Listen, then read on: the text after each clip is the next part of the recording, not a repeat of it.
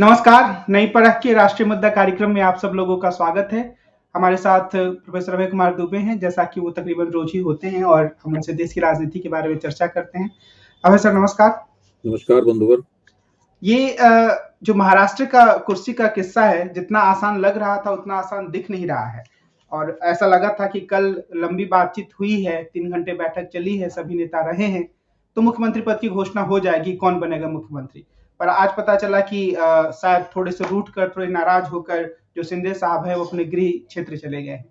क्या यह माना जाए कि शिंदे थोड़े नाराजगी के मूड में हैं और इसमें और आगे जा सकते हैं, या हल्की-फुल्की खींचतान है ये और 1 दिन 2 दिन में मान ही जाएंगे वो? देखिए, जहां तक दिनों का सवाल है, मैं नहीं समझता कि कोई बहुत ज्यादा दिन हुए हैं जिसके लिए बहुत चिंतित होने की आवश्यकता है। खुद उद्धव ठाकरे 38 दिन बाद महाराष्ट्र के मुख्यमंत्री बने थे और 10 दिन, 12 दिन, 13 दिन, 14 दिन, कई बार ऐसा समय लग जाता है मुख्यमंत्री बनने का और ये अक्सर होता रहता है। तो ये तो कोई चिंता की बात नहीं है। चिंता की बात यह है कि जिस शान के साथ जीत हुई है, मुख्यमंत्री सरकार उतनी शान के साथ नहीं बन रही। ये तो बात अच्छा। दूसरी बात यह है कि चुनाव इतना जबरदस्त जीता गया है कि चुनाव से पहले इन तीनों के बीच में जो मतभेद थे, वो मतभेद उसके पीछे छिप गए, जीत के पीछे। लेकिन जब सत्ता का बंटवारे के लिए आपस में चर्चाएं शुरू हुई, आखिरकार जो कुछ हो रहा है सत्ता के बंटवारे के लिए हो रहा है ना, तो सत्ता के बंटवारे के लिए चर्चाएं शुरू हुई, तब वो मतभेद निकलकर फिर सामने आ गए। अब सबसे बड़ा मतभेद तो ये था शुरू में, मतलब मतभेद का पहला चरण ये था कि चुनाव किसके चेहरे पर लड़ा गया, जीत का सबसे प्रमुख श्रेय किसको दिया जाए। एकनाथ शिंदे मुख्यमंत्री थे तो हर योजना के ऊपर उनका चेहरा होता था। तकनीकी रूप से जब खुद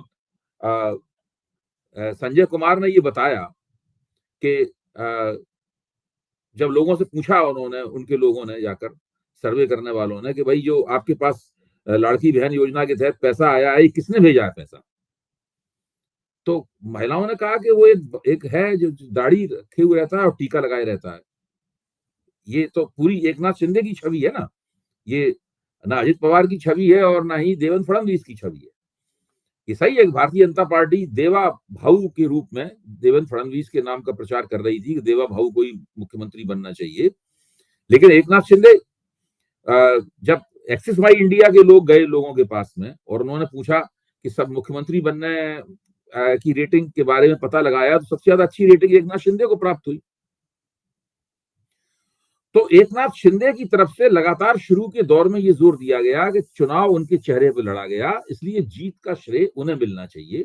और जब जीत का श्रेय उन्हें मिलना चाहिए, 2.5 साल उन्होंने सरकार चलाई, उनके खिलाफ एंटी इनकम्बेंसी जो भी रही हो, लेकिन चुनाव परिणामों में तो एंटी इनकम्बेंसी नहीं दिखी। इसका मतलब उनका कामयाब रहा 2.5 साल का। तो उन्हें क्यों हटाया जा रहा है मुख्यमंत्री पद से? फिर वो एक मराठा नेता भी हैं, उनकी ये भी तर्क था कि भाई हमें मुख्यमंत्री बना दोगे तो ये फायदे होंगे, हम फलाना चुनाव जीत लेंगे, हम बीएमसी का चुनाव जीत लेंगे, ये सब बातें भी थी। तो पहला चरण ये था। दूसरे चरण में जब एकनाथ शिंदे को लगा कि इससे काम नहीं चलेगा, भाजपा अपना ही मुख्यमंत्री बनाएगी, ये सब तर्क नहीं चलेंगे, तो उन्होंने कहा ठीक है, हम हट जाते हैं रास्ते से, लेकिन हम उप मुख्यमंत्री नहीं बनेंगे। जो व्यक्ति 2.5 साल मुख्यमंत्री बना रहा, शोभा नहीं देता कि उप मुख्यमंत्री बने। आपने इस संबंध में एक सवाल ही पूछा था, मुझे याद आ रहा है इस वक्त, कि वो क्या उप मुख्यमंत्री बनेंगे या नहीं बनेंगे, या बाल ठाकरे की तरह रिवोट से चलाएंगे। तो मेरा कहना था नहीं, उन्हें सत्ता चाहिए तो उप मुख्यमंत्री पद पे वो बने रहेंगे। लेकिन अब वो कह रहे हैं कि वो उप मुख्यमंत्री नहीं बनेंगे, किसी और का नाम बताएंगे कि वो बने मुख्यमंत्री। फिर वो विधानसभा अध्यक्ष के पद के ऊपर भी दावा कर रहे हैं, 12 मंत्रियों के ऊपर दावा कर रहे हैं। और अभी महायुति की बैठक होने वाली थी, लेकिन वो सतारा चले गए अपने गांव में, महायुति की बैठक भी स्थगित कर देनी पड़ी। तो वहां पर बहुत जबरदस्त रायता फैल गया है और सरकार जितने बढ़िया तरीके से बननी चाहिए थी नहीं बन रही है। और सरकार इससे होता ही है कि सरकार बनने से पहले ही उसकी प्रतिष्ठा का क्षय शुरू हो जाता है। उधर जो फडणवीस हैं, उन्होंने होने वाले मुख्यमंत्री के तौर पर अपना दबदबा कायम करना शुरू कर दिया है। मसलन काम चलाऊ सरकार के तौर पर महाराष्ट्र के वक्फ बोर्ड को 1 करोड़ रुपया या कुछ रुपया देने का फैसला किया गया। अब काम चलाऊ मुख्यमंत्री तो एकनाथ शिंदे थे, तो देवेंद्र फडणवीस ने उस फैसले को रुकवा दिया है कि काम चलाऊ सरकार को ऐसा फैसला नहीं करना चाहिए था। तो दूसरी तरफ से ये भी हो रहा है। तीसरी तरफ से अब बाहर से संकट नहीं रह गए हैं फडणवीस के मुख्यमंत्री बनने के, लेकिन पार्टी के अंदर कुछ ना कुछ लोचा जरूर है। कई तरह के नाम चलने लगे हैं। चंद्रकांत बावनकुले का नाम चल रहा है, जो कि भाजपा के प्रदेश अध्यक्ष हैं और वो ओबीसी है, तेली जाति से आते हैं। फिर विनोद तावड़े का नाम चल रहा है। राव साहब दानवे जो मराठा चेहरा है, उनका नाम भी चल रहा है। ठीक है, ये लोग होड़ में फडणवीस से बहुत पीछे हैं, लेकिन नाम चलना ही और पार्टी के भीतर से नाम चलना, तब तक पत्रकार लोग नहीं नाम लेते जब तक पार्टी के भीतर से वो सुरसुरी न छोड़ी गई हो। तो इससे लगता यह है कि अंततः देवेंद्र फडणवीस मुख्यमंत्री बन जाएंगे और किसी न किसी तरीके से एकनाथ शिंदे को भी मना लिया जाएगा। एकनाथ शिंदे दिल्ली जाकर केंद्रीय मंत्री बनने के लिए भी तैयार नहीं है। फिर विपक्ष के लोगों ने, यानी उद्धव ठाकरे के लोगों ने कहना शुरू कर दिया है कि एकनाथ शिंदे जब दिल्ली गए थे तो उनको उनकी फाइल दिखाई गई ताकि वो दबाव में आ जाएं। ईडी की फाइल दिखाई गई, इससे वो डर गए। अब वो संन्यास लेने के बारे में बात कर रहे हैं। मतलब इस प्रकार की अफवाहों का, ये सारी अफवाहें हैं, ये किसी बात को प्रमाणित नहीं किया सकता, लेकिन इस तरह की अफवाहों का बाजार पूरी तरीके से गर्म हो गया है और ये चीज इस सरकार के बनने से पहले ही इसकी साख को खतरे में डाल देती है। मुझे लगता है कि संवैधानिक रूप से भी वहां पर अभी राष्ट्रपति शासन लागू हो जाना चाहिए, क्योंकि जो पिछली विधानसभा थी उसका कार्यकाल तो खत्म हो चुका है। तो इस पे मुझे लगता है कोई ध्यान नहीं दे रहा है, शायद इसलिए क्योंकि वो चुनाव जीत चुके हैं और वो उस औपचारिकता में लगे हैं कि सरकार नहीं, गठन। विधानसभा तो गठित हो गई है। विधानसभा गठित असल में विधायकों से होती है। विधानसभा गठित होने के लिए सरकार बनना आवश्यक नहीं होता है। जो शर्त यह है, संवैधानिक शर्त यह है कि जो निश्चित तारीख से पहले विधानसभा गठित हो जाए। तो विधानसभा तो गठित हो गई है।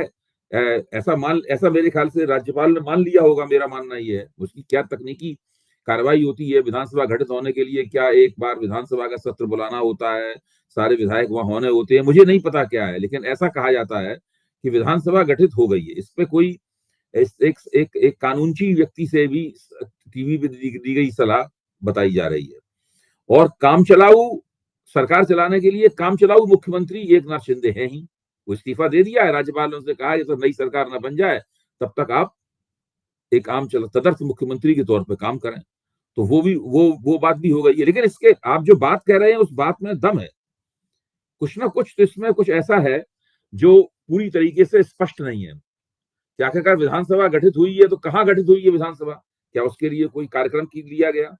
विधानसभा गठित होना कोई हवा में तो होता नहीं है, जो कोई एक व्यक्ति मान ले उससे थोड़ा होती है। वो तो एक प्रक्रिया है, जो प्रक्रिया घटित होते हुए दिखनी चाहिए, वो अभी तक नहीं दिखी है। ये मामला है।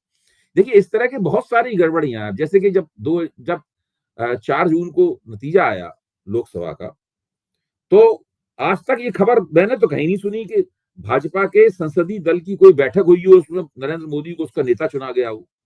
मैं ये नहीं कह रहा हूं कि नेता वो नहीं चुने जा सकते थे, लेकिन ऐसी कोई खबर तो नहीं आई है। वो तो जब संयुक्त बैठक हुई सबकी, पूरे एनडीए की, तो उसमें कह दिया गया कि ये भाजपा संसदीय दल के नेता हैं। लेकिन संसदीय दल के सांसदों ने अलग से तो उनको कभी नेता चुना नहीं। इस बात पे भी कभी कोई आपत्ति नहीं की गई। तो कई तरह के घालमेल चल रहे हैं। ये जो पहले आपने इस मुद्दे को उठाया, और भी लोगों ने उठाया होगा, पर मैंने आपसे बहुत प्रमुखता से इस चीज को सुना कि क्यों मत प्रतिशत लगातार बढ़ जाता है चुनाव के बाद। तो पिछले 2 दिनों में 2 लोगों ने इसके बारे में बात की। एक प्रकला प्रभाकर हैं जो वित्त मंत्री के पति हैं, और दूसरे एचवाई कुरैशी हैं जो कि पूर्व मुख्य चुनाव आयुक्त हैं। और जब कुरैशी साहब को मैंने सुना तो मुझे लगा कि ये तो बहुत सही में बहुत गंभीर मसला है। उन्होंने भी कहा कि ऐसा पहले नहीं होता था। मैं सवाल आपसे ये करना चाह रहा हूँ कि क्या आपके दिमाग में चुनाव आयोग अगर ईमानदार है तो उसका कोई जवाब भी सूझता है, भले वो जवाब ना दे रहा हो? भाई, चुनाव आयोग की तरफ से कोई इसका जवाब है ही नहीं। चुनाव आयोग की तरफ से स्पष्ट रूप से निकल के आना चाहिए कि 5 बजे 6 बजे 5 बजे या 6 बजे जब वोटिंग समाप्त, चुनाव आयोग कब मानता है वोटिंग कब समाप्त हुई? भाई 6 बजे वोटिंग समाप्त हुई, अगर मान लिया जाए 6 बजे तक जितने मतदाता थे वो मतदान केंद्र के अंदर आ गए। अब किसी नए मतदाता को 6 बजे के बाद नहीं लिया जा सकता, यानी वोटिंग होती रही। तो ज्यादा 7 बजे तक वोटिंग खत्म हो गई होगी। तो 7 बजे तक उसने जितने भी मत पड़े हैं वो मत चुनाव आयोग को पता होंगे। तो स्वाभाविक रूप से अकल आप सामान्य बुद्धि ये कहती है, कॉमन सेंस को बोलते हैं, वो ये कहती है कि जितने मत उस वक्त तक वोटिंग मशीन में दर्ज हो गए होंगे, उन मतों वोटिंग मशीन में बटन दबाते ही उसमें आ जाएगा इसमें इतने मत मौजूद हैं। जब वोटिंग खत्म हो गई तो ये 7 बजे तक, 7:30 बजे तक, मान लो 8 बजे तक हो जाना चाहिए। तो उस वक्त उन जो मत दर्ज हैं, उन मतों पर 17C फॉर्म में वो भर दिए जाने चाहिए और सब लोगों के और पीठासीन अधिकारी की दस्तखत होके जितने भी वहां पे पार्टियों के पोलिंग एजेंट हैं, भाजपा समेत, उन सबको 17C का फॉर्म दे देना चाहिए। और वो 17C के फॉर्म में जो मत दर्ज हैं, उसके बाद में एक मत भी नहीं बढ़ना चाहिए, ना कम होना चाहिए। फिर चुनाव आयोग उसको 2 बार कैसे बढ़ाता है? एक बार तो चुनाव आयोग पहले मत प्रतिशत घोषित करता है, उसके बाद में 3-4 घंटे बाद दूसरा मत प्रतिशत घोषित करता है। मैं मान लो दूसरा मत प्रतिशत ही चलिए सही है उसका, तो उसके बाद तीसरा मत प्रतिशत क्यों घोषित करता है? फिर वो मतगणना से एक दिन पहले क्यों घोषित करता है? हरियाणा में भी उसने किया और महाराष्ट्र में भी उसने वही किया। ये भी चीज शक पैदा करती है कि झारखंड में चूंकि वो मतों का जो फर्क आया वो 1% से भी कम है, 0.8 करके कुछ है, तो वहां पर जो चुनाव का फैसला चुनाव जो है वो गैर भाजपा दलों के पक्ष में गया। और हरियाणा में और महाराष्ट्र में जहां पर 7-7, 8-8, 6-6, 11-11% मत बढ़े, वहां पर चुनाव का फैसला जो है वो भारतीय जनता पार्टी के पक्ष में गया। मतलब बजाय पहले, इससे पहले कि लोग कहने लगे कि बेईमानी हो रही है, इससे पहले कि विपक्ष सारे देश में एक राष्ट्रीय आंदोलन इसके खिलाफ छेड़ दे, इससे पहले कि सारी दुनिया का ध्यान इस तरफ जाए कि भारत के अंदर चुनाव में धांधली होती है, अभी तक तो सारी बहस भारत में चल रही है। लेकिन अगर विपक्ष इस बात को लेकर सड़कों पर उतर आता है, जैसे कि मल्लिकार्जुन खड़गे ने कहा है कि भारत जोड़ो यात्रा की तरह ही ईवीएम से मुक्ति का अभियान चलाएंगे राहुल गांधी, अगर राहुल गांधी ये ईवीएम से मुक्ति का अभियान चलाने लगते हैं तो इससे तो अंतर्राष्ट्रीय समुदाय की निगाह भारत के ऊपर पड़ेगी। तब भारत के चुनावों का जो फ्री एंड फेयर यानी स्वतंत्र और निष्पक्ष चुनाव होने की भारत के लिए तारीफ की जाती थी, उस तारीफ के उसके ऊपर भी ग्रहण लग जाएगा। इससे पहले राजीव कुमार और जो उनके साथ दूसरे चुनाव आयुक्त थे, उनको चाहिए कि एक विश्वसनीय और भरोसेमंद सफाई देश के सामने पेश करें कि ऐसा क्यों होता है, पहले क्यों नहीं होता था, अब क्यों होने लगा, ये भी बताएं साथ में। अगर वो बता देंगे तो बात खत्म हो जाएगी। एसवाई कुरैशी ने जो बात कही है, इसके बाद तो बिल्कुल बनता है, उनकी जिम्मेदारी बनती है। एसवाई कुरैशी तो बहुत ही चुनाव आयोग के लिहाज से उनका बहुत शानदार काम रहा है। वो इसके ऊपर किताबें लिख चुके हैं, लगातार व्याख्यान देते हैं, लगातार अखबारों में लिखते हैं, और उसके बाद तो कोई ऐसा कोई वजह बचती नहीं है कि ये लोग उस सफाई के साथ सामने ना आए। आप परकला प्रभाकर की बात एक बार छोड़ भी दीजिए कि वो चुनाव प्रक्रिया के उसी तरीके के प्रेक्षक हैं जिस तरीके के हम लोग प्रेक्षक हैं। हालांकि बात उनकी भी सही है, मैं उनकी बात से इनकार नहीं कर रहा हूं, लेकिन जब एसवाई कुरैशी ने इस बात को कहा है, अब तो राजीव कुमार की जिम्मेदारी बनती है कि वो इसका बिल्कुल भरोसेमंद जवाब दें, और अगर जवाब का कोई खंडन आए, जवाब या आलोचना आए, तो उसका भी जवाब दें। अडानी साहब के जो वकील हैं तुषार मेहता, उन्होंने एक प्रेस कॉन्फ्रेंस करके इस बात पर जोर दिया कि जो गौतम अडानी है उनका तो कोई नाम ही नहीं है, जो भी अमेरिका में घटित हो रहा है, तो उन पर जो भी हमला किया जा रहा है वो सही नहीं है। उनके इस तर्क को आप कितना सही मानते हैं? देखिए, वो वकील मुकुल रोहतगी हैं, सर, भारत के पूर्व अटॉर्नी जनरल हैं। उन्होंने एक प्रेस कॉन्फ्रेंस की, और खास बात यह है कि उस प्रेस कॉन्फ्रेंस में उन्होंने ये कहा कि वो अडानी के कहने से ये प्रेस कॉन्फ्रेंस नहीं कर रहे हैं। अडानी से उनका कोई वास्ता नहीं, कभी अतीत में अडानी के मुकदमे लड़ चुके हैं, लेकिन इस वक्त वो अपनी निजी राय जाहिर कर रहे हैं। आपने सुना है किसी व्यक्ति को इस तरह निजी राय जाहिर करते हुए प्रेस कॉन्फ्रेंस करके? प्रेस कॉन्फ्रेंस पार्टियां करती हैं, सरकार करती है, अक्सर लोग प्रेस कॉन्फ्रेंस करते हैं, लेकिन एक ऐसा व्यक्ति जो कि पैसा लेके दूसरों के लिए की वकालत करता है, वो निजी राय जाहिर कर रहा है देश में इस वक्त जो सबसे बड़ा विवाद है उसके बारे में। तो ये उन्हें कहां से ये प्रेरणा प्राप्त हुई कि वो अपनी निजी राय जाहिर करें? एक तो ये बहुत बड़ा सवाल ये है।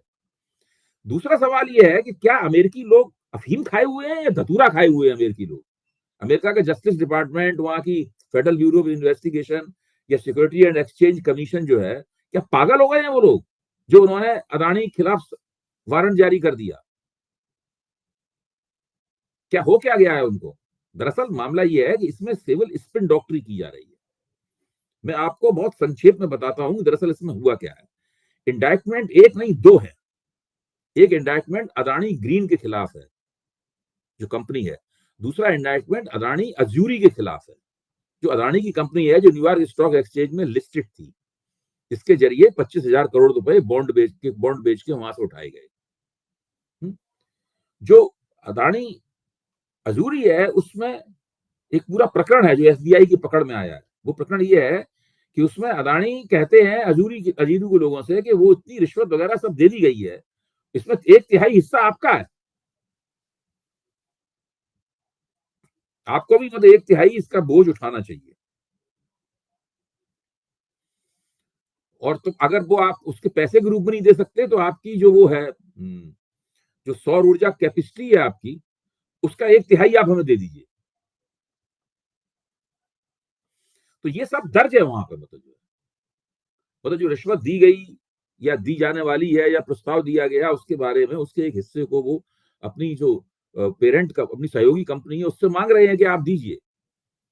वो सब दस्तावेजी प्रमाण के तौर पे उन लोगों के पास मौजूद है। तो ये सब जो पूरा ये देखिए आजकल क्या होता है कि एक हुआ ये कि एक देश के सबसे बड़े वकील ने एक प्रेस कॉन्फ्रेंस कर दी, तुरंत अडानी के शेयर जो मार्केट में गिर रहे थे वो छल गए, अखबारों में छप गया कि ऐसा नहीं है, ऐसा नहीं है। अच्छा, फिर कुछ कई पत्रकारों ने दूसरे वकीलों से बात की, जैसे संजय हेगड़े वकील हैं, उन्होंने साफ तौर पे ये सब बातें बताई जो मैं आपके सामने रख रहा हूँ। फिर एक और बहुत बड़े वकील है, मैं उनका नाम भूल रहा हूँ, उन्होंने कहा कि भाई देखिए, दो तरह के होते हैं कि आप किसी के ऊपर, एक तो कत्ल का मुकदमा होता है और एक कत्ल की कोशिश का मुकदमा है। भाई murder and attempt to murder, तो अगर मर्डर में नाम दर्ज नहीं है तो अटेम्प्ट टू मर्डर में नाम दर्ज है, उसमें भी बहुत बड़ी सजा होती है। तो अडानी के ऊपर अटेम्प्ट टू मर्डर का मुकदमा तो बनता ही बनता है। एक अगर आप उसे एक मुहावरे के तौर पर कहें तो ये है बात। तो ये सारी बातें केवल पूरे मामले को पटरी से उतारने के लिए, बहस को भटकाने के लिए और मामले की गंभीरता को कम करने के लिए कही जा रही है। आज विदेश मंत्रालय के प्रवक्ता ने इस पर एक आधिकारिक बयान भी दिया। उसने ये कहा कि भाई ये अमेरिकी सरकार ने भारत से तो कुछ कहा नहीं है, जो एक प्राइवेट पार्टी है उसका अमेरिकी सरकार के साथ विवाद है वो अपना चल रहा है। कल मैंने कहा था नई परख के मंच पे कि अभी भारत सरकार इस प्रकार की बात कहकर पतली गली से निकल सकती है, लेकिन ये बहुत दिन तक नहीं रहेगा। जिस दिन अदानी को वहां जुर्माना अदा करना पड़ा या उन्हें सजा हो गई, जेल जाना पड़ा, दो में से एक काम तो होने ही वाला है।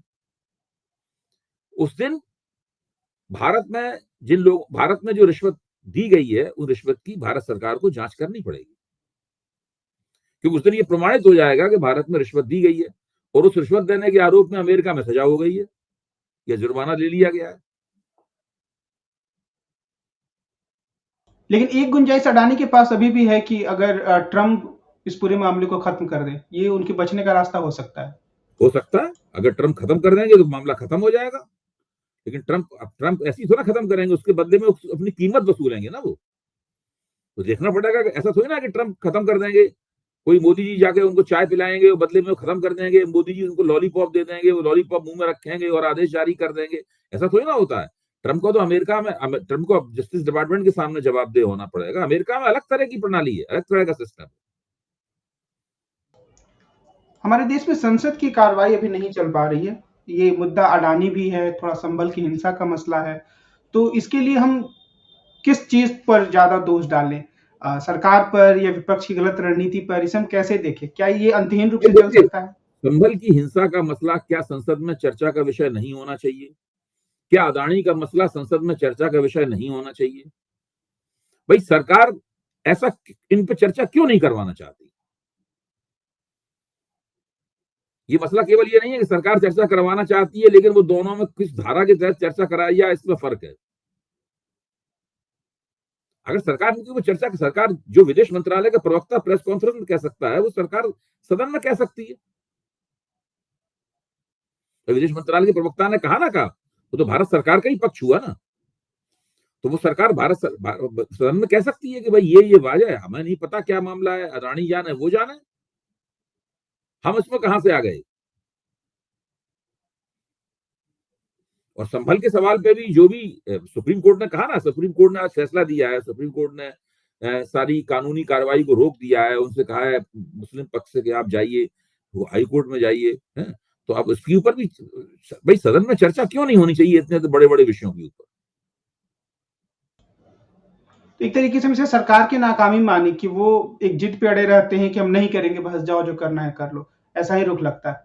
हाँ बिल्कुल, और उनके पीठासीन अधिकारी हैं, वो उनके इस रुख को कार्यान्वित करते हैं। वो बिल्कुल विपक्ष के मुंह पे पट्टी बांध देने पे आमादा है। सरकार कहती है हमारा जो एजेंडा होगा उस पर चलेगा सदन, आप अगर अपना एजेंडा लाना चाहेंगे तो हम नहीं चलने देंगे। जब कायदे से तो दोनों का एजेंडा चलना चाहिए। एक आखिरी सवाल आपके एक लेख के बारे में जो कि दैनिक भास्कर में छपा था, उसके आसपास तो काफी बातें नई परख पर होती रही हैं, जिसमें आपने ये कहा है कि जो सत्ताधारी दल है उन्हें चुनाव हराना मुश्किल होता जा रहा है। मैं ये सोच रहा था और मेरा आपसे प्रश्न है कि क्या कुछ ऐसे नियम बनाने की भी घोषणा की जानी चाहिए कि 6 महीने पहले आप किसी नई कैश ट्रांसफर की योजना पर रोक लगा दें, क्योंकि यहाँ तो 36 घंटे पहले पैसा दिया जा रहा है जो घूस की श्रेणी में आना चाहिए, नए कार्यक्रम की श्रेणी में नहीं। तो आप इसके बारे में क्या कुछ विकल्प भी सोचते हैं? नहीं, ये सब देखिए सारी चीजें चुनाव सुधारों से संबंधित है।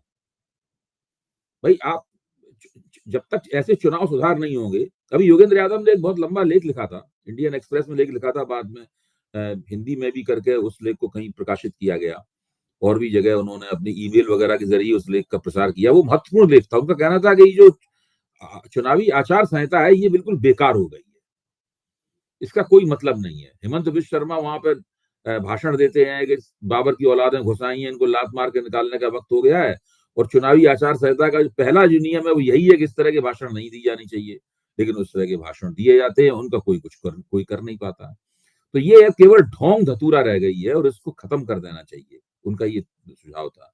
कुछ और करना चाहिए। इसका सीधा मतलब ये है कि भारत की जो चुनाव पद्धति है, उसके जो मानक बने हुए हैं, उसके जो नियम कानून है, ये सब पुराने हो गए हैं।